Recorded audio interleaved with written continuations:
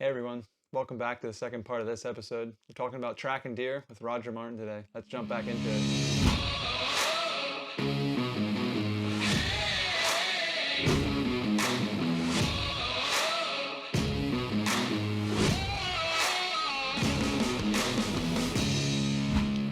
Let's talk from your experience, a gut shot, um, whether it's quartering two and you get back a little farther than you wanted Yep. to.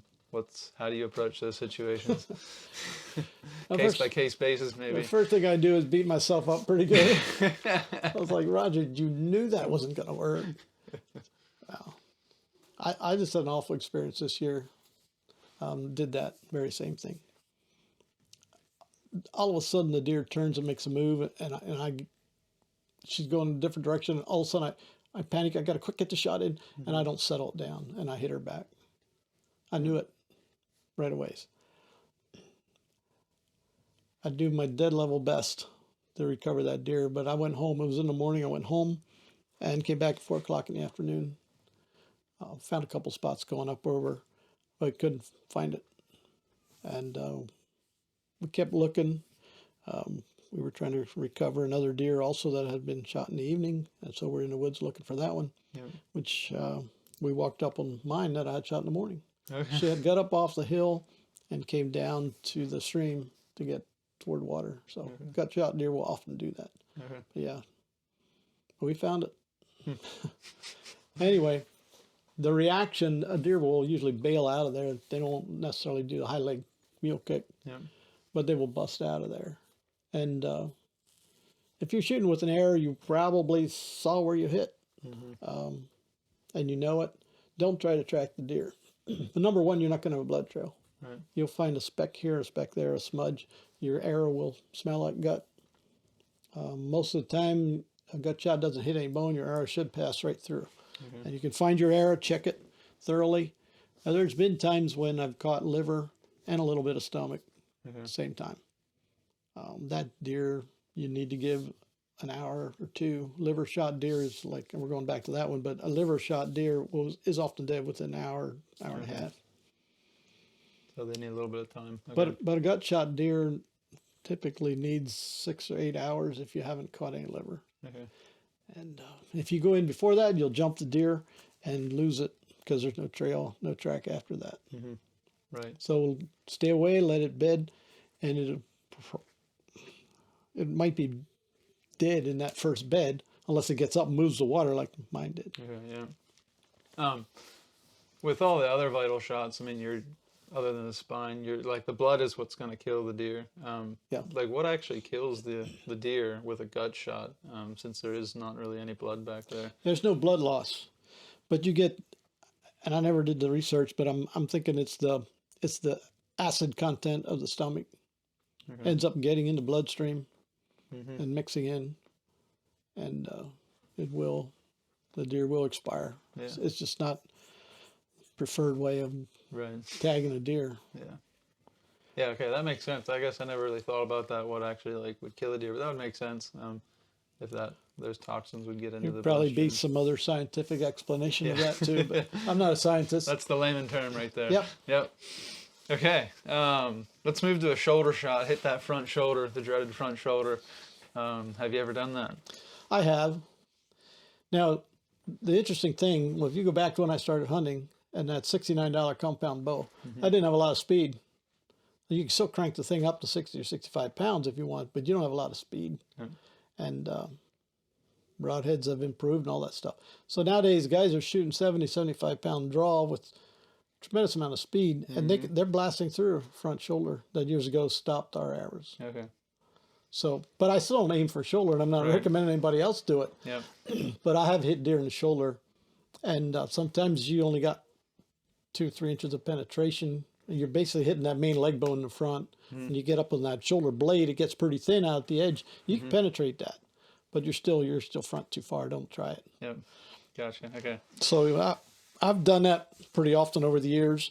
Those deer usually live Okay. because you're not punching a vital, so Right. they don't bleed enough to die. Right. But they bleed enough that it really makes you look like you got something. I call it a flesh wound.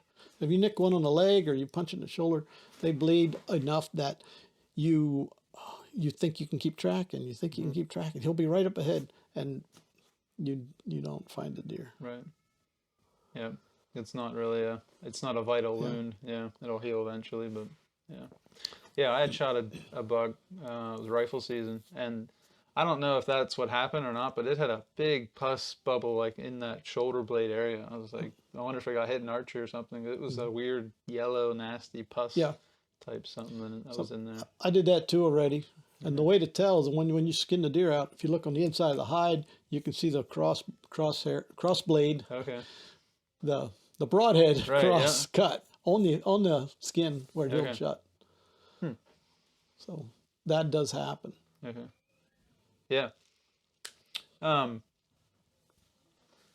do you have a rule of thumb when you have a deer and you think you're going to pull out, like if you have a gut, I mean, you said a gut shot deer. I guess we kind of walked through this, but do you have a rule of thumb? Walk me through like a scenario or something when you pull out, when you come back, how do you make that decision? Are there different factors to that? Yeah. I will often try to find my arrow. And like I said, if the deer goes out 30 yards and stops and then walks away, I'll look and get to that spot and see how much blood is in that puddle.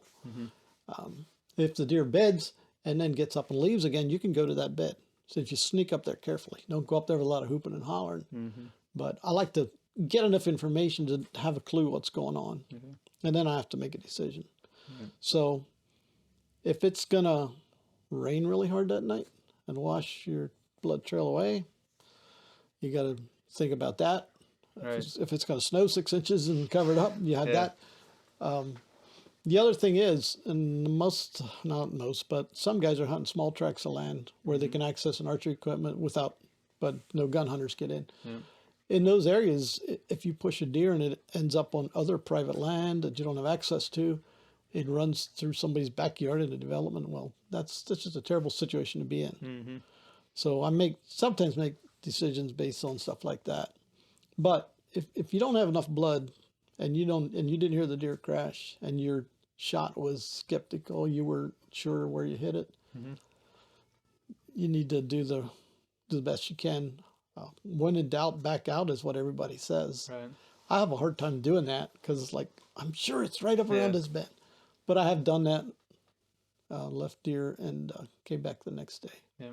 And then you replay that in your mind all night, right? Yeah. But you have this thing in early archery season where it's warm and you don't want to lose the meat. There's a lot of pressure to recover and do the best you can. That's all honorable. But I have left deer overnight. I found them the next morning and I was still able to use most of the meat. Okay. If you have a deer that's going to live half the night, the meat doesn't start spoiling till after it cools off to a certain point. Right. Yeah. So, This is kind of not what we're talking about today, but how do you know when that meat is not good anymore? when your wife won't let you bring it in the house? No. If you find a deer that's bloated and stuff like that, then you got that fermenting process going on already. Yeah. But yeah. If they're hard already, is that a telltale sign or not really? Or A deer that's dead for a few hours will stiffen up. But that doesn't mean the meat's spoiled. Yeah. I think I'm looking at temperature. I have already called my butcher and said, this is what happened. What do you think? He says, I think you're going to be fine or whatever. And I took his advice and it worked. Okay. I had a guy call me this year, finding one this next day, and he said, this is what I have. What do you think? Okay. It was fine. Yeah. Okay, well, that's interesting to go down that road But a little bit. you take the guys that hunt the Midwest, early archery, maybe maybe an elk hunter, 1st of September, they're archery elk hunting.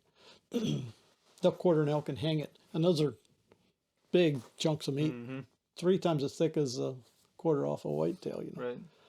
They're hanging them overnight, and it's late the next day till they get packed out and get on ice or something.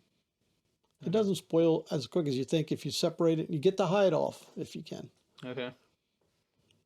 Okay. have you ever tried a frontal shot, like deer's coming straight on? What's your opinion on that? How do you approach situations? Yep. I have not tried it with a bow. I haven't taken a deer like that way with a gun, but you can place your shot. There's not a lot of room to get in there on a whitetail. You know, shoulders are this wide, and you got the shoulder on each side, and you got to dice it in through there. Right. In my opinion, if the deer is facing you, it hasn't spooked yet, and it's not leaving. So wait your turn. Okay. Yeah, you may not even have gotten to draw yet if the deer is facing you. Right. But if you get to draw and it comes out behind a tree and it's coming straight toward you, my suggestion is don't do it. Just give it an opportunity to turn. Yeah. Yeah, like you said, if it's facing you, it's most likely, I mean, it didn't really see you then at that point, unless it's looking right up at you, but... If you try drawing, then it'll probably pick you up. Right. Yeah. So the other thing is that if that deer's coming straight toward you and it gets too close and you're a really steep shot angle, the steep shot angles have gotten me in trouble. Because if you shoot straight down through them, you probably kill the deer, but the bottom exit hole gets plugged pretty quick if the liver, lungs, or gut or whatever falls down against it. So I've helped guys track deer and said, well, she was right here under me. I shot straight down from the top. Okay. But there's no blood. Yeah. No blood until we found the deer. Actually, we tracked a ways of the way she went, ended up on this little deer trail on a steep embankment. I was like, well, if I'm a deer, I'm going to walk this trail. We just walked the trail looking, and then I found one smudge on a leaf. 15 yards later, she's laying dead. But yeah, the air had gone down through, blowing right out the bottom, but something fell down against it and plugged the hole. Plugged it out. And then the body cavity has to fill up before it'll run out the top. The top hole. And that's, the whole thing's got to fill up. Yep. Yeah, my dad shot one just for the first Saturday in archery. Okay. Went in through the vital cavity and out the gut cavity. So the intestines were hanging out, he said, when he saw it running out, and there was no blood. From his shot, there was no blood. We didn't find any blood. So we tracked it just by foot for a while, and eventually lost the trail. Just can't really find it. And then we started just kind of searching back and forth because by the way his arrow looked, it had a lot of blood on it. Right. So we just started kind of grid searching, and eventually we did come upon it, kind of luckily. But Good. yeah. So yeah, is there any other tips or tricks? Keep your broadhead sharp. This is the best thing you can do. I'm surprised at some guys that shoot their broadheads, maybe not so much nowadays anymore. Years ago, before this was a science, shoot the broadheads in a target or shoot them at a deer and then pick them up and put them back to quiver and stuff like that. But I don't like that. What do you shoot, mechanicals or fixed blades? Or? Mechanicals mostly. Okay. Yeah. Is there a difference? Like when you started hunting, did they have mechanicals? No, there was nothing like that. It was all 3-blade, kind of something like that. I shot 4-blade wasps, but I'll switch to 3 then. But I like, if I'm going to have a fixed blade, I like a 3-blade fix. But I don't shoot many fixed blades anymore. It was more about flight pattern and wind drift, in a fixed blade. I felt like I got more of that. I'm not one for making my bow hunting a science, like tuning my bow and spending hours and hours figuring this stuff out.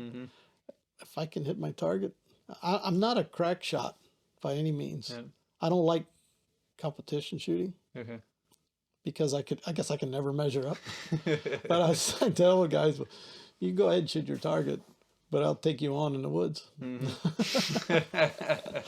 What's your percentage in the woods if you had to, over your lifetime? What's your kill rate? I don't know what percentage it is. You get over half the deer you shoot? 75%? I've missed a lot of deer in my time. When the archery equipment wasn't so well, we did a lot of hunting in West Virginia. Okay. I was back in the 80s. Man, there was deer down there in some of those ridges.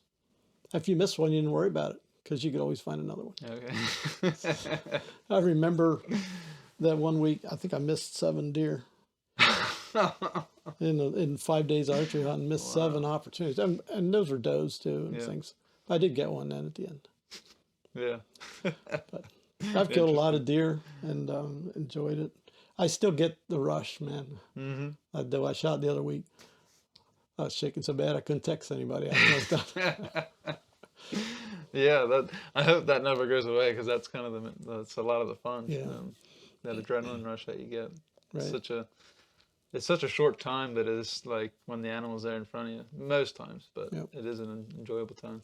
I'm really blessed. I have a place to hunt where there are always deer, and the farmer says you're here to kill them, which means I can't be selective and just pass all the does and save them for next year. Yeah.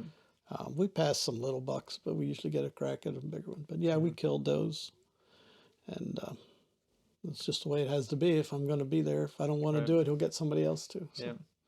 Gotcha. Having a lot of opportunity like that, I get a handful of doe tags. I kill 3 to 5 deer every year. Okay. Fills the freezer up. Yeah, and I give a lot of it away. Yeah, good. There's always somebody to be thankful for Right. it. Yeah, I'm gonna try and make some jerky this year. Are you? Made goose jerky with the goose that I got. That was good. Was that it? was very good. Yeah. I was going to doubt you there for a No, minute. that was some of the best jerky I've ever had. It was. Really? I had it in salt water for about a week, and then seasoned it, put it in the oven at like 200. Yep. Let the door crack a little bit. That was good stuff. I was impressed. Well, you figure out how to make some good venison jerky. I'll supply the venison. Okay. Yeah. All right, we're going to move on to our Bible verse or Bible verses today. Sure. Today, I have two sections. First one is out of Genesis 1, 29 and 30, and the other one is Genesis 9, 1 to 4. So we'll start with Genesis 1, 29 to 30. And God said, "Behold, I have given you every plant yielding seed that is on the face of all the earth, and every tree with seed in its fruit. You shall have them for food.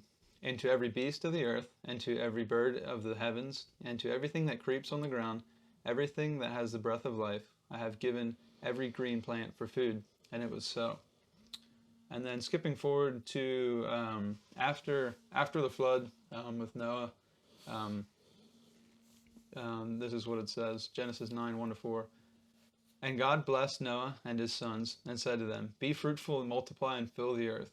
The fear of you and the dread of you shall be upon every beast of the earth, and upon every bird of the heavens, upon everything that creeps on the ground, and all the fish of the sea. Into your hand they are delivered. Every moving thing that lives shall be food for you. And as I gave you the green plants, I give you everything. But you shall not eat flesh with its life, that is, its blood." You have any thoughts? You looked over this a little bit. What are your Yeah, thoughts? it's interesting that way back in this is history, right? Way back in time, God provided for us. He provided for the animals. He said, every green plant is for you. And he provided for us. He said, all the animals are yours to use at your discretion. As you're reading that, I'm thinking of the fact that, the animals fear us in the wild. Now, Right. you can domesticate an animal. Yeah. But when you get out in the wild, animals fear us. Why is that? We're a predator to them Right. because they are our food source. So we are the predator. The animals have predators too. A coyote will take down a fawn if it can, or a rabbit, vice versa, whatever. Yep. Animals. So animals are predators. They know that there's this thing in it. Yeah. When you think of yourself as a predator, it's no wonder deer runs and Yeah. blows at you. And it's like warns everybody else in the woods. Yeah. That's my wife tells me, well, it's like, yeah, you'd run away too if somebody was trying to kill you while you're trying to eat or something. Well, I mean, whatever it is, like, Yep. yeah, like that. Well, we are consumers of this. This is a resource God has given to us, and there's no guilt in it. Now, it needs to be done humanely and as efficiently as possible, with total respect. I have many times walked up the dead deer and almost need to cry, and just be thankful. What a blessing. Not that I'm that hungry, Right. but that I can enjoy something like this and then utilize it in a healthy way. Right. Don't let it go to waste. Yeah. Do Use that everything meat you and eat as much as you can. Yeah. Yeah. Yeah. For me, it stuck out. It was interesting just to think about how before Noah's flood, before God destroyed the earth, other than Noah and his family, Yeah. how it was just eating, just like vegetarian type thing you'd call it now, but just eating plants, and especially plants that have seeds in them. That stuck out to me. Like, I never really thought about that before. So you have like, I looked it up a little bit, and like, what what type of plants don't have seeds in them? Right. And, so things like ferns and mosses, that type of things, they use spores and not seeds.